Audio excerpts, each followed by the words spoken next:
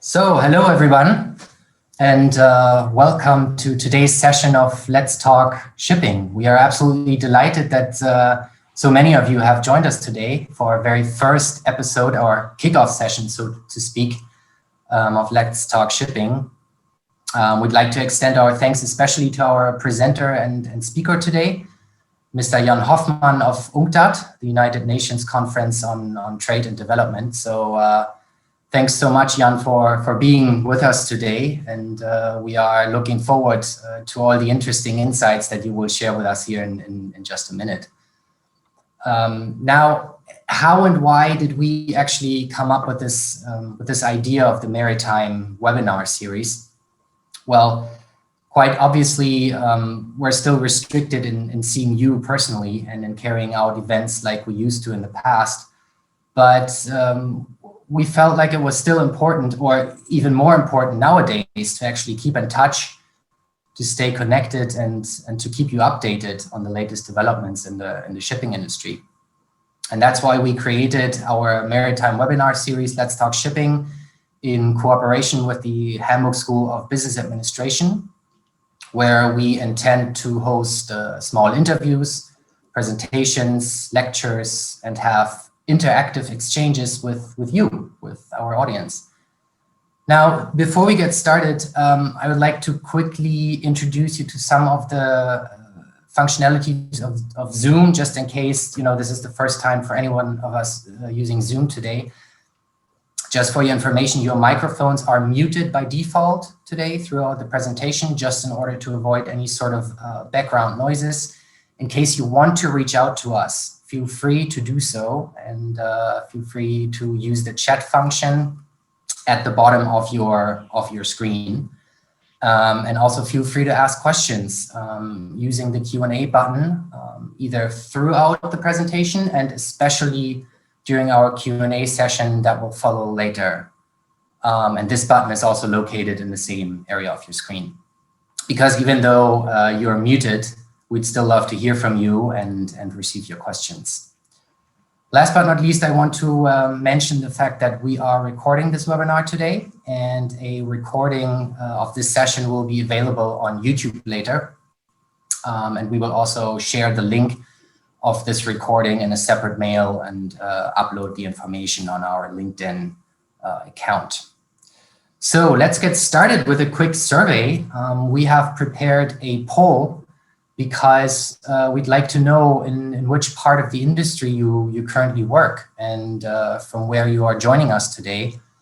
Are you basically joining us from the banking sector, or are you, oops, now I see the poll.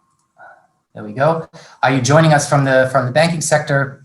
Are you working for a broking house or law firm? Are you more on the chartering side or on the owning side of things?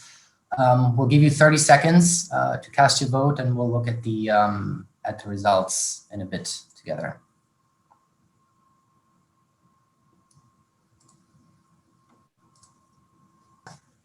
Okay, that's an interesting outcome, really interesting. So we see the majority is actually that joined us today are from a student or educational background. 20% ship owning, 20% legal. That's also interesting. Chartering, broking, another 10%. Other 20%, okay. Okay, so we're scattered all over the place. That's really good. That's a really diverse crowd today, which is always good. And we certainly hope that our session will be interesting for all of you. Okay, then. So without further delay, I will hand over to Professor Dr. Max Jons of the Hamburg School of Business Administration, who will introduce our speaker a bit further to you. Yes, thank you very much, Fabian. And we're also glad to be part of this new venture and HSBA that we could get together with the Shipping Professional Network of Hamburg, actually some former or some alumni of HSBA. And we're very happy to do this together. Our main person, Jan Hoffmann, today. The story starts in Horneburg, which is, for those of you who don't know, close to Buxtehude. Which again is close to Hamburg, and most of you will know where that is. So it starts around a small shipping company, actually, the story, and I guess we will hear a bit more of this shipping company and Jan's activities in there sometime later. The academic trajectory of Jan Hoffmann led through the University of Hamburg, Barcelona, somewhere in the UK, and he finished it off with a PhD and a professorship. But that was not enough.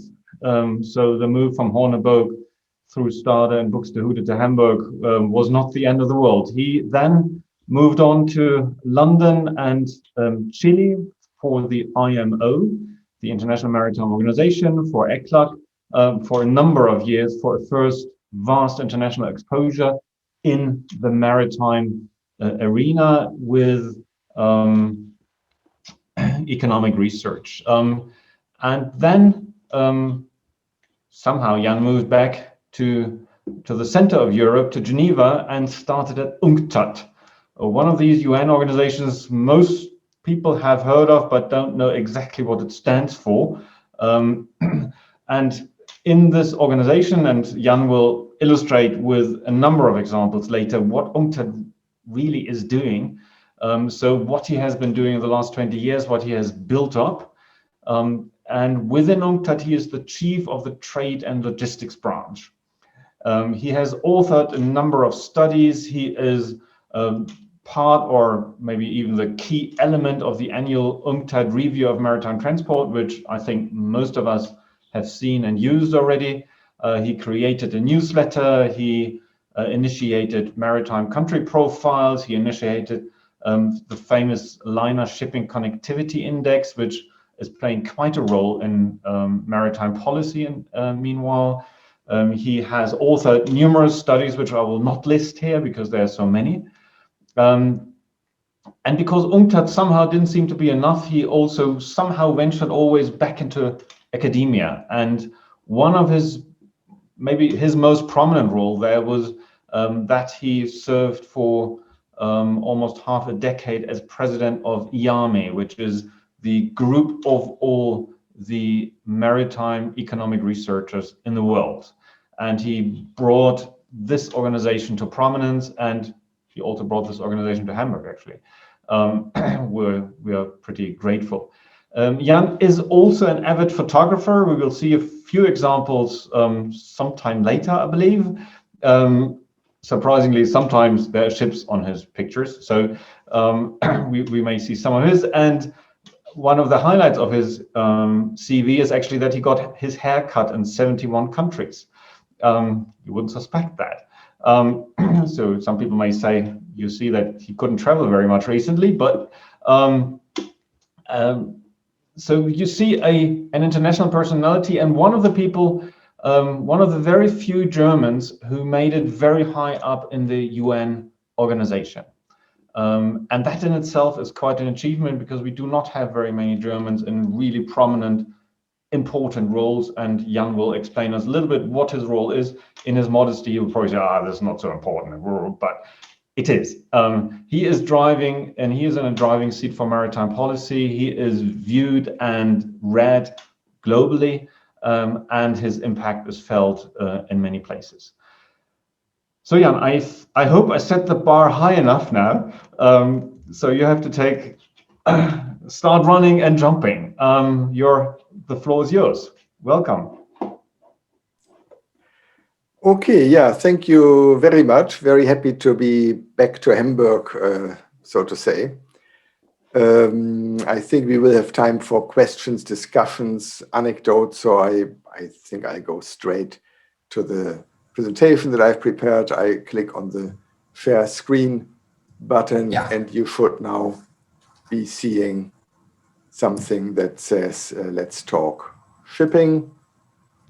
And I hope you can see this. If somebody can just say yes or no, because from now on, I will no longer see you, but I only see my own screen. We can see it. The panelists can see it. Good. Let's talk shipping. And yeah, we had discussed I would speak about substance issues, but also link it to what we in UNCTAD are doing.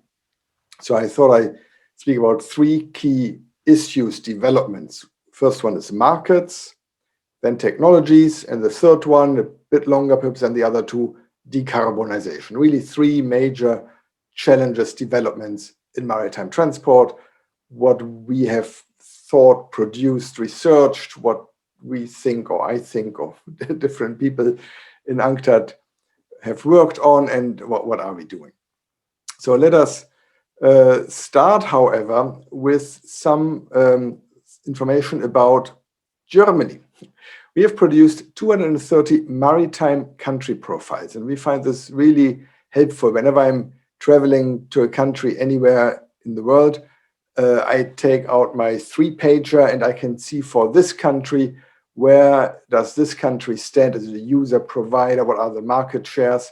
So of course, I guess most of you know Germany, but still I find it at times helpful to compare apples and oranges and see a little bit where does Germany stand. And from just one simple chart, any country in the world, I love these because it helps me to see where the country stands. Like Germany is relatively rich. It's 4 times the world average GDP per capita because it has a 4 times higher share in GDP than in population.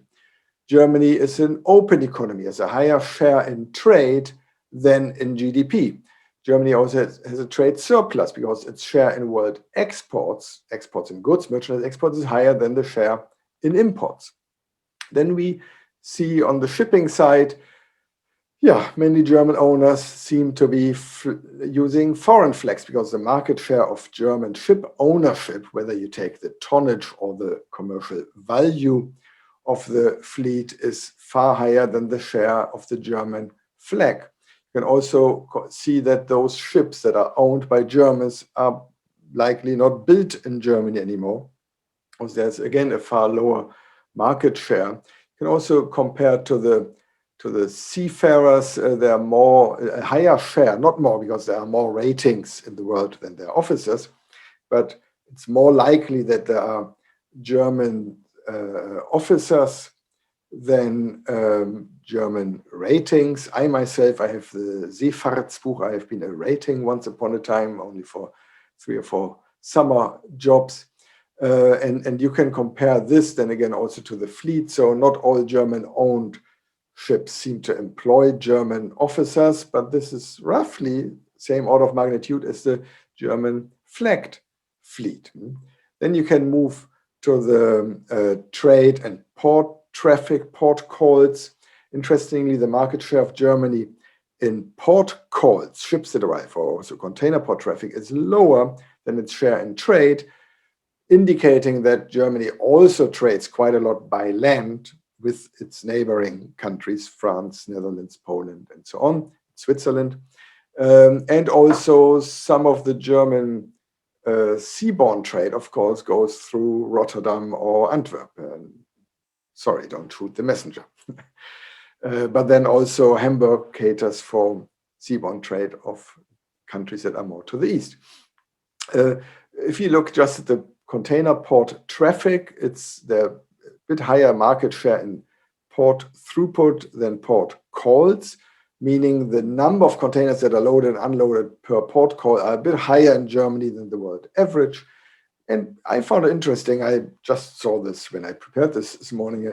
Actually, the highest market share is in general cargo ships, break bulk carriers, not so much in containers or oil or bulk carriers.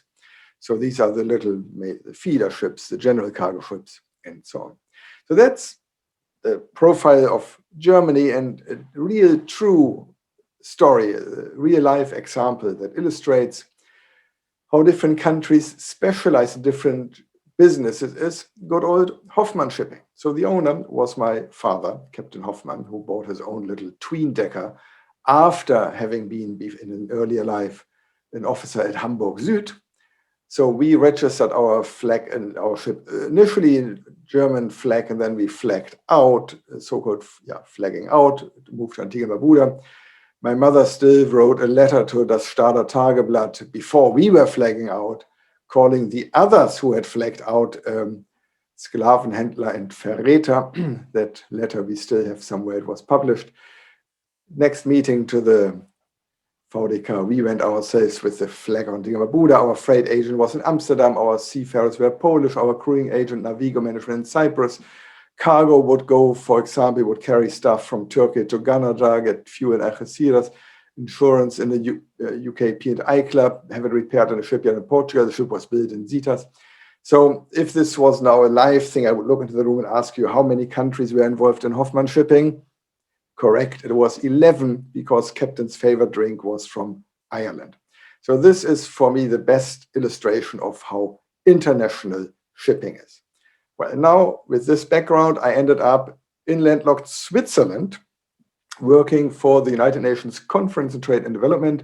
In the different areas we work on, UNCTAD, investment, trade, macroeconomics, e-commerce, we always say we think, debate, and deliver. And in my area, which is transport and trade facilitation, my team is about 20 people altogether, includes maritime, but also trade facilitation, corridors, other stuff. So we think, we do research and analysis, we debate, we do consensus building. In Geneva, the diplomats, we help them to develop consensus. We don't really take decisions here, but it's more the consensus building. And then we also have quite a lot of technical assistance. So having said this, the first 5 minutes, next 5 minutes will be on markets, technologies, and decarbonization. 5 minutes each, more or less. So markets, a process of consolidation and specialization. You already saw this, and this one chart, I just updated it with the latest from this latest weekly data. You really see how the freight rates went up. Maybe we have time to discuss. There's a lot of blame game going on. Some people blame the carriers. They are abusing, they're charging too much. Others point more to the real shortage of containers and ships. And I can start out saying, on the freight rates, I am more sort of with the carriers. I think this is comparable to when the BDI went through the roof, or the oil tankers charter rates went to 300,000, or LNG not so long ago. It's simply demand and supply. But yes, there are concerns, and we may discuss this, because the underlying trend is towards more concentration. This chart I find quite interesting. The upper three lines, the red, orange, gray, they are different indicators of ship sizes. The largest, the average of the largest, the average ship size, they all go up. The blue is the capacity assigned to the port. So these are averages of about 1,000 ports. So this is from 2006 to end of last year. You see this long-term trend. Now, if the size of ships goes up more than the total deployed capacity, just mathematically, something has to give.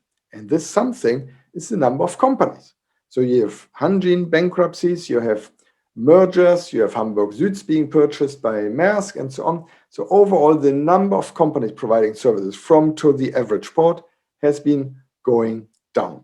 So the other side of this ships getting bigger, and again, one could discuss a lot there about peak demand, and shipping lines save money on the seaside, but the ports have additional costs, including, for example, for dredging. So I get, every 2 to 3 months, I get a newspaper clipping from my mother, who is here with her dog. And that's me taking a photo, walking along the Elbe with a ship, the company's headquartered in Geneva. And my mother keeps telling me how bad it is that the Elbe is being dredged. I remember good old times when I had long hair and patches on my jeans and I collected signatures against the dredging. And now I think I see both sides, and it's probably better to have the ship going to the city rather than having many trucks going to the city. To be discussed. What is really a challenge is the vertical integration. When I took this photo 2 years ago, I stood on a crane in Buenos Aires. Under me is Hamburg Süd ship in a terminal operated by Dubai Ports. The other terminal opposite is operated by A.P. Möller. And already at that moment, it was known that A.P. Möller had already bought Hamburg Süd. And the Dubai port operator was very concerned that now the new mother or father or whatever you call Maersk would tell Hamburg Süd to no longer go to bed with Dubai ports, but please go to the other terminal. And this is exactly what happened here. Same in Callao and other places. This is certainly a challenge for port authorities, competition authorities, and so on. Fascinating, long topic. So what do? Think, debate, deliver. We do analysis, we research determinants of transport costs, we provide updates on market shares, we try to monitor the markets. Then we have intergovernmental expert meeting, especially for the competition authorities where they can exchange experiences. And for example, I went to a seminar in Brasilia for all Latin American competition authorities. They exchange experience. We discuss and analyze, and it's capacity building. UNCTAD is doing capacity building. We are not the World Bank, we are not investing, we are not providing funds. We are really, in a way, a consultancy and an advisory and training service for our member states. Your taxes who pay my salary, thank you very much. And with this money, we provide capacity building. Second point I wanted to highlight are the technologies, the digitalization of maritime transport. I like to start out saying that technological progress will never be as slow as today. Is it slow? No, it's not slow, it's fast. But it's going to be even faster. It's exponential. Think 10 years, 20 years back. Did you hear blockchain, drones, artificial intelligence, cargo, AIS, what have you? Now think 10 years, 20 in the future. It's amazing. Who leads the IT reforms in your company these days? The CEO, the chief technical officer, or is it COVID-19? We have found a lot of pressure to modernize, to digitalize, to avoid touching people and paper, thanks to COVID-19. And a lot of progress is actually being made, more than in other years, in this area. I like to say we have to lock in the progress made during lockdown. We put out a policy brief, 10-point action plan, going from the ship through the port, leaving the port transit, landlocked countries. A lot of these solutions are digital. And I just want to highlight one point here. If ever you see somebody from customs or World Trade Organization or others showing you a balance and saying you either have to facilitate trade or you protect the population from weapons of mass destruction, COVID, under declaration, whatever, drug dealing. No. All the solutions we propose and we promote, pre-arrival processing, single windows, risk management, automation, electronic payments, and so on and so forth, they actually help both. They facilitate transparent trade and protect the population. And in the long term, really, we highlight the need for global multilateral standards and solutions. What do? Again, we develop an e-commerce index, we do policy briefs, there are, again, fora, e-trade for all initiative, we support the World Trade Organization, UNCTAD to develop standards, and then we have technical assistance programs on customs automation, connectivity in times of COVID-19, and so on, practical on-the-ground technical assistance. Last but not least, decarbonization, getting to zero and the internalization of externalities. Think it's not just like the shift in the shipping itself, which needs to move from sail to steam or from steam to oil. It's a huge transition. But actually 40% of the cargo volume is energy. 40% of the tons that are carried are coal, oil, and gas. So it's really a big transition, which is led by the International Maritime Organization. And I'm proud, as Dr. Jones had mentioned, I used to work for the IMO.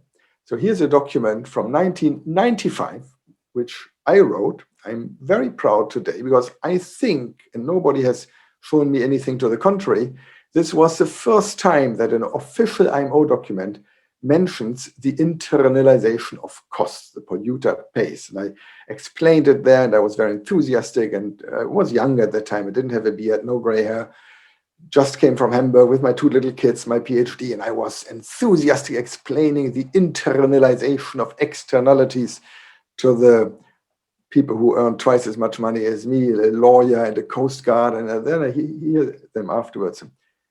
What is Hoffmann talking about? This internationalization of externalities. I said, no, it's not internationalized, it's internalized. So 25 years later, I'm working on it. In our review of maritime transport, we show, for example, a positive trend. The dotted lines here, you see, they are the trends in emissions, and the other lines, the non-dotted lines, show how the fleet has grown. So, put it differently, it shows that the fleet has become more energy efficient. There's less emission per ton of fleet, but it's still going up. And I just showed you in a second, IMO wants to go down and at some point in time to zero. So maritime was not in the Paris Agreement because supposedly you could not assign emissions to countries. I think today we can assign it. You do know, here we worked with Marine Benchmark, for example, you know which ship is emitting how much. Bulk carriers, container ships, tankers are the ones that emit most in total. Container ships more per ship, the red bars are per ship, the other one are the totals. So just as you can assign it to a ship, you can also assign it to a country. The flag, the owner, the importer, the geographical location. So here we actually showed Panama, Liberia, Marshall Islands, Hong Kong, Singapore, those 5 countries register half of the world fleet, and they also have about half of the world emissions. That doesn't mean that Panama is bad or worse than Germany or UK or Denmark. Actually, Germany, if you look at here, the ships registered with the German flag emit relatively more per ship than most others because it includes quite a few container ships who emit more, largely because they go faster also per ship per year. So that's some line of work. Then with this in mind, we were also asked by the International Maritime Organization, by the IMO, to undertake an impact assessment. And that was, we just finished it 10 days ago. We are really proud of this because I don't think such a study has ever been done before. So IMO members have agreed on certain short-term measures on operational, on ships, efficiency, and so on. But before the members can really agree and ratify and make this an IMO regulation, they want to know, what does this mean? What is the impact? So we really looked at every ship in the world. We got data from marine traffic, every ship in the world, every journey of every country, put into a trade model. Long story, really very, very comprehensive research project where we were asked, what does it mean? Is it a lot? Is it not a lot? The impact. Because the impact, okay, there's a positive impact, meaning less emissions. But it also means more costs. Yeah. And even though some of you might say, oh no, but I'm saving money, I'm going slower, I'm emitting less fuel, I'm saving money. Yeah, but if you go slower, you need more ships to transport the same cargo. So overall costs do go up, speed does go down, and this has a logistics cost. Is this a lot or not? So going back to the chart I showed you earlier with the freight rates going up and down, the blue line here is the freight rate from Shanghai to Santos, and the red line is the freight rate if the high greenhouse gas reduction scenario is implemented by 2030. So I'm just saying, so I am adding here, I think 7% or something more. So is this a lot or not? It's less than the almost weekly volatility, but it is not nothing. And then you put this into a trade model and see, okay, if trade costs go up and speed goes down, there are 2 negative impacts. Lower speed, which for reefer cargo and so on, it's time-sensitive cargo is not good. Costs go up because you need additional ships. So we simulated that by 2030, some countries will actually see a reduction in their trade volumes as a result of the higher trade costs, up to about 2% lower imports and exports. And then you can do this, if you trade less, this has an impact on your GDP, on your income. And here, when it says minus 0.01, this is not 1%, it is really minus 0.01% I mean, it's it's not a percent, it's 0.01%. So it's a very small decrease, but it is a measurable increase in countries' income. You can see how developing countries, coastal countries, small island states are more affected than landlocked, because landlocked do not trade that much by sea. They may even benefit from some substitution. So that was our impact. And we are quite proud that we could do this. And then now the member states of IMO have to decide whether they still go ahead or not. And if perhaps those that are negatively affected might have some support to mitigate those impacts. What to, again, think, debate, deliver. So in our research, we assess emissions, assign them to countries, undertake impact assessment. This then supports the IMO process. And we do our own intergovernmental expert meetings. I repeat, without our impact assessment, which really was done with a huge effort, in 2.5 months, we could do this 200-page study, really huge, didn't have Easter holiday and so on. But without this impact assessment, this process would not have advanced. The IMO members insisted they need an impact assessment before they can agree.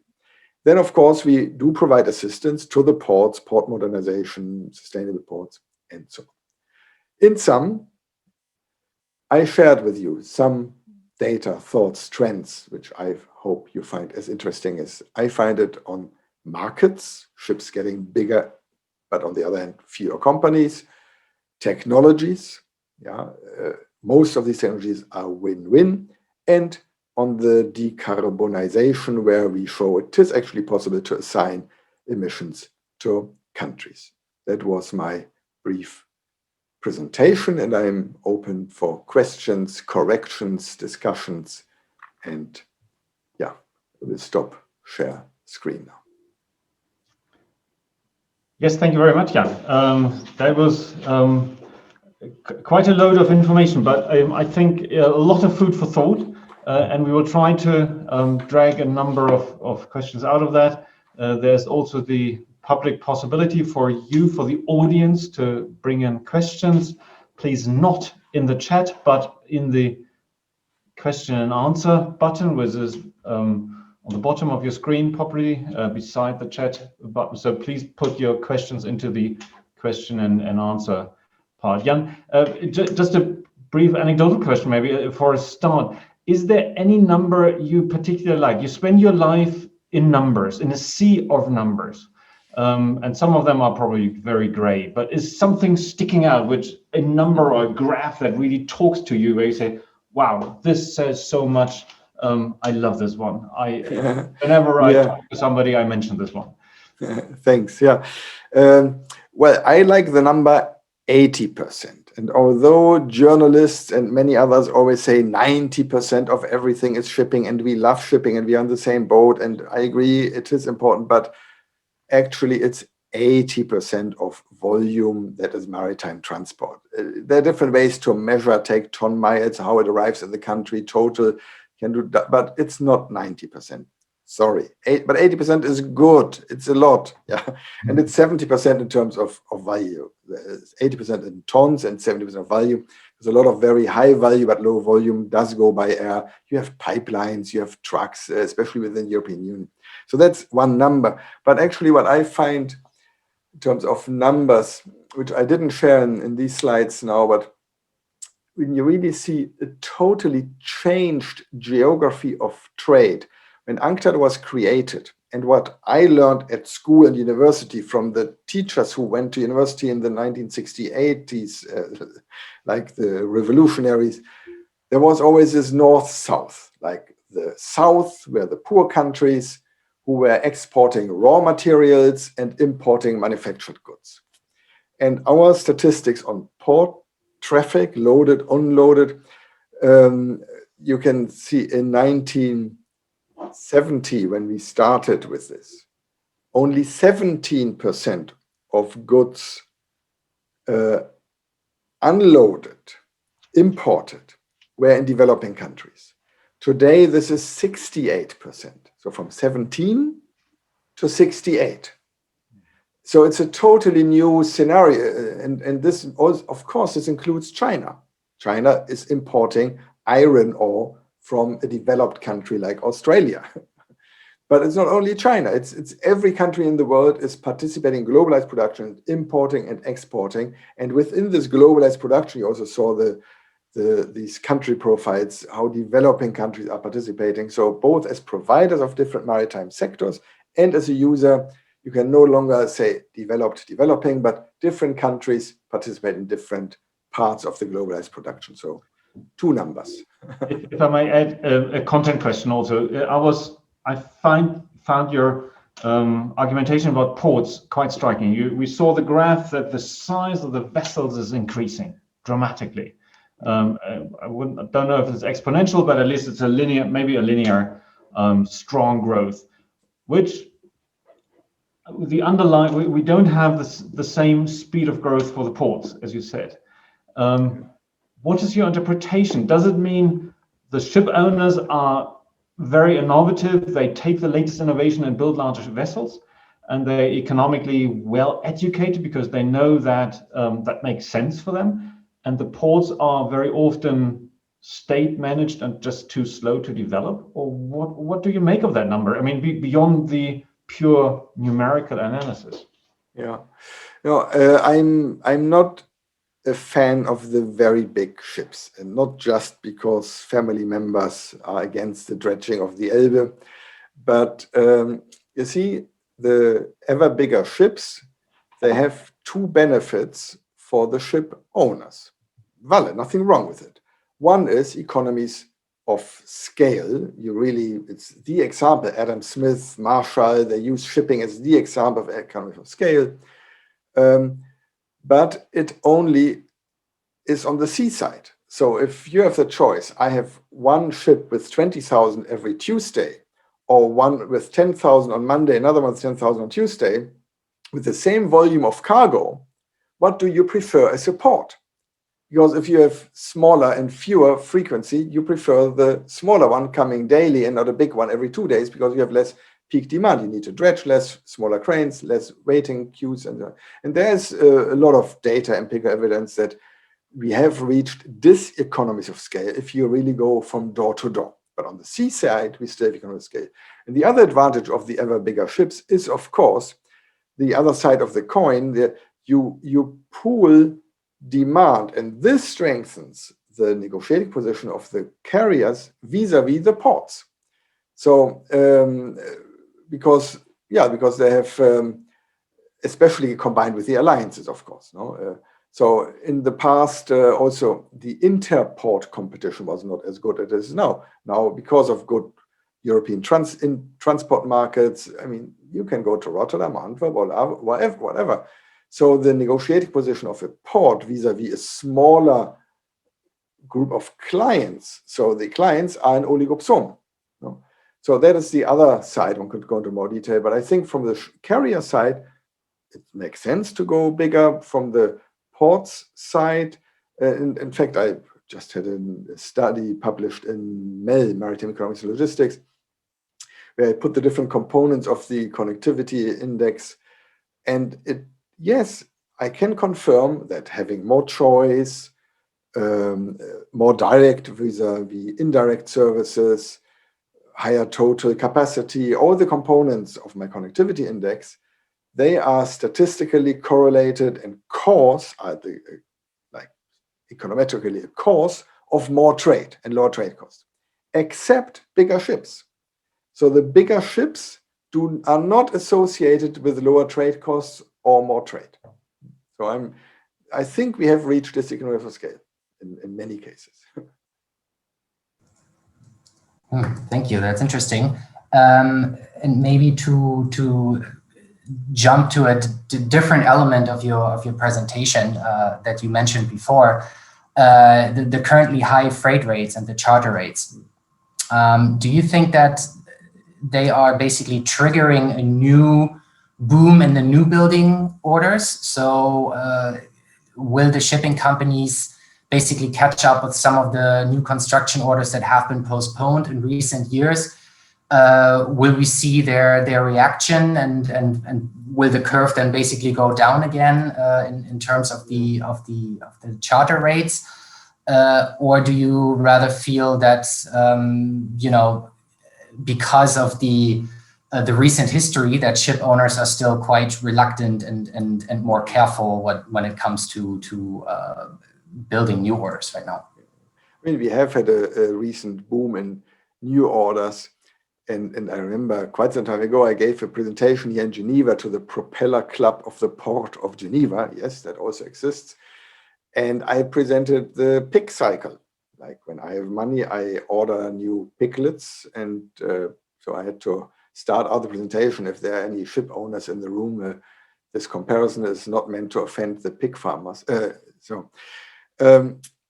And I really was afraid that they would throw tomatoes at me. What is it, my taxes, who pay your salary? But they were sitting there nodding and said, yeah, when I have money, I buy ships. When I don't have money, I don't buy ships. And then it takes 2 or 3 years until the ships come online. Then the freight rates go down again. And you have the foot yourself in your own foot. You don't need any volatility in demand. You don't need any. It is just a perpetuating pick cycle from Nobel Prize winner Coase, no? And I think we see some of this overall, and this links also the different topics we were looking at. Because of the uncertainty we are facing vis-a-vis the decarbonization, actually ship owners are hesitant, are reluctant to invest right now, because you don't know what technology will be required. The IMO regulations are not even approved yet. And what will be the next? Will we have market-based solutions and so on? So of course it makes sense that they wait and see, because we invest and then we have it 25 years and by then we should have reduced by so and so much. But at the same time, seeing the high profits and the high freight rates right now, I can only assume it from past experience and from my pick cycle little paper that probably they are now investing because they now have the money. Yeah, so what it all boils down to, humans just never learn. We always repeat the same mistakes over and over again. And with hindsight, we are always smarter. I can always explain to you afterwards what happened. And of course, now I can tell you that we all should have bought empty containers 1 year ago.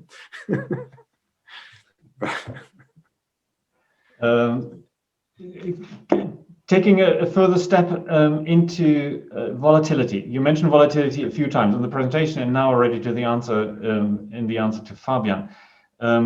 If we look at the economic policy uncertainty index or whatever, we see that volatility seems to be increasing over the last 15, 20 years. Independently of a major crisis, its volatility just is increasing, which is probably bad news for shipping. It's my assumption. If we look at the data you showed for your impact assessment for the IMO, if we have now some measures some short-term measures to cut CO2, that seems to increase volatility even further. So aren't we, first of all, shooting shipping into the foot? If that's a bad picture, I can come up with even worse probably. Is that very bad news? And how can ship owners in an ever more volatile world actually still get to ordering? Is that really the answer? We only focus on container shipping and that particular thing. We have seen the enormous spike in tanker rates very briefly. That didn't trigger orders, did it? Yeah. I mean, overall, when you say we, the shipping industry, and another thing is the IMO member states, the delegate secretariat, but of course the shipping industry has a quite strong influence in London, joining the national delegations and so on. I do see a lot of positive, like on the institution, International Chamber of Shipping, BIMCO, Global Maritime Forum, and so on, actually quite positive, proactively saying we want to have a multilateral system, it's level playing field for everybody, rather than regional solutions and rather than the uncertainty. So in that sense, I'm not sure if I maybe fully got your question, but in terms of, okay, one thing is the decision, should I invest now or not? Should I buy this or that ship? This is still, yeah, there they are competing and not always sharing, but the institutions and the lobbying and the promotion of solutions, I think I've seen positive developments. I've seen a bit more proactive. Still, this $2 proposal by the International Shipping and BIMCO and so on, they don't like to call it a market-based mechanism. I am in favor of it because I hope it is a slippery slope towards an MBM, which I think is really the way we should go. My idea, internalization of externalities and not the internationalization of externalities. Okay, we have actually a question here by one of our viewers, and there's a long part to read first before the actual question comes, so I will read this out loud. I think you can also see it in your screen, maybe that's easier. I would like to dive deeper into the discussion whether terminals would actually prefer two 10,000 TEU calls over a single 20,000 TEU call. In the greater scheme of things, a larger terminal should be able to handle anywhere between 2 and 6 million TEU per annum, and the process of getting the ship ready to load or discharge seem unproductive. Is there any feedback from terminal operators in this regard? Yeah, maybe if terminal operators in the room, or yeah, of course, you have a fixed cost for each arrival and departure and so on, and it's not like twice as long a pier you need for twice as long a ship. Interestingly, the largest container ships, like they do not load and unload twice as many containers per ship call. If you look at the actual numbers along the whole, especially Asia-Europe route, because they tend to call also in a larger number of ports along the route, the very biggest. Whereas the smaller ones may even be point-to-point. The very small ones are feeder. So it gets complicated. Of course, one could argue maybe I prefer to have one call with a lot loading, unloading in one go. It depends on the proportion. Of course, if you then have the option to have Mondays free and you take another big one. But the point I was trying to make, ceteris paribus, you do not have more cargo. That's in this assumption. Like, of course, if you want to have transshipment business, then you need the big ships. And then you are happy to have one big one because then you have a spare capacity for the Monday call and you can have another ship. That's if you have spare capacity and spare market. But if you have just your captured your hinterland and you do not increase the cargo volume, then I do not think you want more peak demand.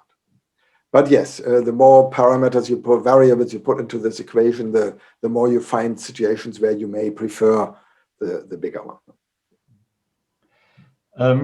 I would like to move to a different subject, basically protectionism. Some 4 years ago, we were stunned across the world when there was an American president who made protectionism one of his main themes. And we thought, oh, this is new, this is dramatic. However, it resonated with a lot of people. We have heard echoes around the world. We have heard very strong echoes of that during COVID-19, also and in particular in Europe, that people seem to feel cozy and comfortable. Oh, let's produce at home. Let's bring factories back home. Let's bring work home. Does that make economically any sense? First part of the question. And second part, you may just say no or yes, but second part, the ICS, the International Chamber of Shipping, has recently put out a study on partly protectionism and free trade, and they lobby very hard for lowering trade barriers. Can you comment on that? Does that, and of course, for shipping companies, that makes sense. Then all of a sudden we have more cargo. That's what we as shipping people want. But does that make sense also from an UNCTAD perspective? If you also look at the less developed countries, if we all lower trade barriers, and that's the call from the industry there, is that to the benefit of less developed countries, really? Yeah, no, overall, my director, actually, she participated in the launch of the event in London, and we are actually planning to have another event in Geneva, a virtual event with Guy and Helio on this topic. I think it's a valuable study. One of the trade economists who worked with them, Ben Shepard, he also worked with us for the IMO study. So it's all a small, incestuous world there. In terms of, as you rightly said, if there's more trade, more demand, more shipping, that's good for shipping.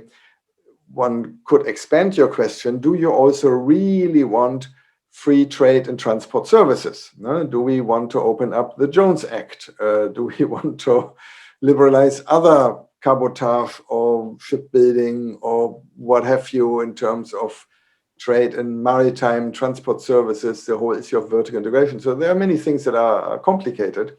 Port services. Port services, yeah. Big complicated question, this thing of shipping lines operating their own terminals. How, if I may just expand on this, because it linked to the photo I had from the Hamburg Süd ship in Buenos Aires. What if you concession a terminal to whoever offers the lowest price, which is a classical criteria? The country wants to have low handling charges for its own importers and exporters. So it's not so much how much money do you give me, the government, for leasing the terminal to you for 18 years or 25 or 30, but please offer a very, very low charge per in-out container, whatever. Now, if my main client is my own mother, like I am APM and my main client is Maersk, I can offer a very low price. Then I may lose money and the shipping line makes the profit. And then you have to ask, where do these profits pay taxes, depending on other things? So it is not that easy, this liberalization and so on. Now, do the least developed countries, the poorest countries, do they also benefit from free trade? Overall, yes. However, of course, economists, there's always a but. However, the size of the pie will be bigger. You have adjustments within the country. There's quite a lot of research on this. You have structural changes within the countries, from the countryside to the city, from manufacturing to services, from one agriculture to another agriculture, import, export, and so on. So there's no doubt that Ricardo's theory is correct, and a lot of research, yes, the size of the pie will increase, but within countries you have shifts. So while one group gains 20, another group loses 19. The country as a whole wins 1. So it's positive. But psychologically, behavioral economics, losing 19 hurts more than gaining 20 makes us happy. Yeah. So actually all these structural changes, if they go too fast and if you don't have social programs to help this adjustment, they may still lead to hardship, to difficulties, to needs for policymakers to intervene. Overall, that's actually what UNCTAD was created for. We want developing countries to benefit from trade. So we are not against trade, but we want to make sure that, yeah, it's not just everything liberalizing. There's made the infamous word of industrial policies, adjustments, regional agreements, a long story, but overall, the long-term thing, yes, more trade benefits all countries.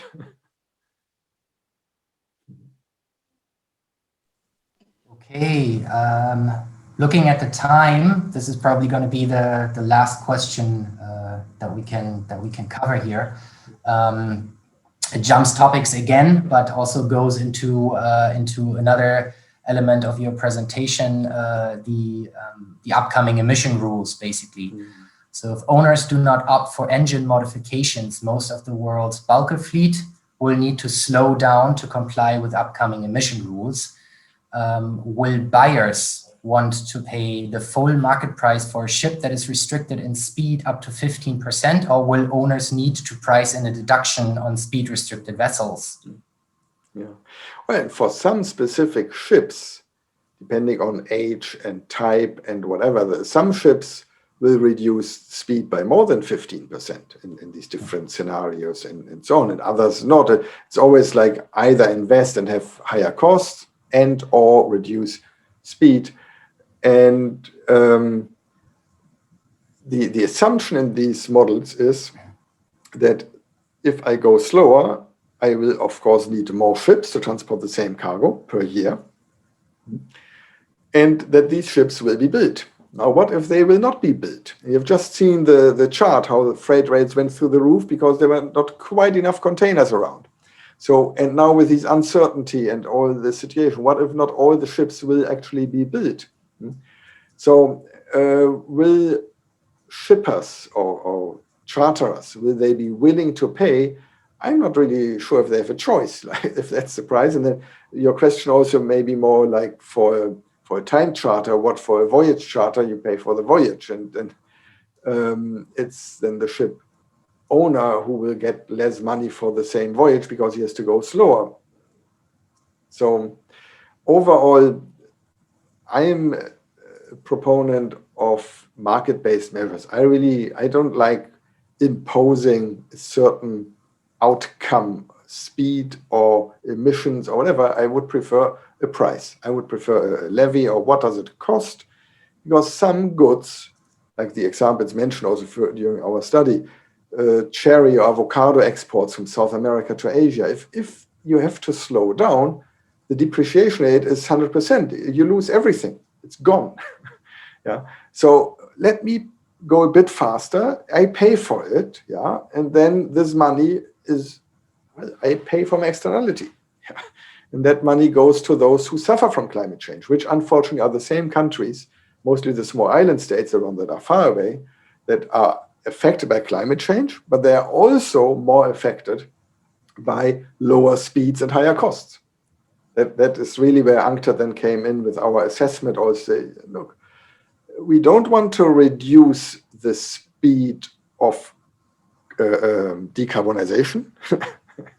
We don't want to reduce speed of ships either, but we did this, we made this effort of doing this impact assessment because we want to help the IMO process. We think it's good. We want to help with decarbonization of shipping. And without our impact assessment, IMO members would not have done this next step for this particular short-term measure. At the same time, we also think it's important to know who will be the ones who pays. And your question was one of those. Who pays? The shipper, ship owner, which type of cargo, what type of contract. And there are costs. It's not huge. You saw 0.2%, 0.3% of GDP. It's not huge, but it's not nothing. It's still billions of dollars. There's a cost to it. Yeah, absolutely.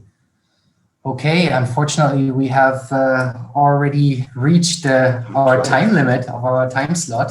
Wow, this hour really flew by. Thanks again, Jan, for taking the time and granting us this exclusive insight into the daily work of UNCTAD.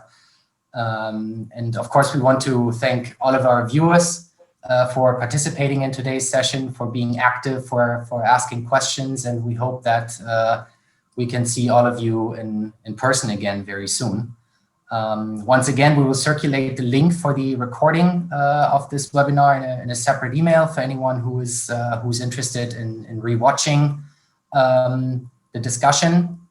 And for any one of you who can spare another 30 seconds of their time once we end this webinar, you will see there's another survey, and we would appreciate if you took the time to quickly reply.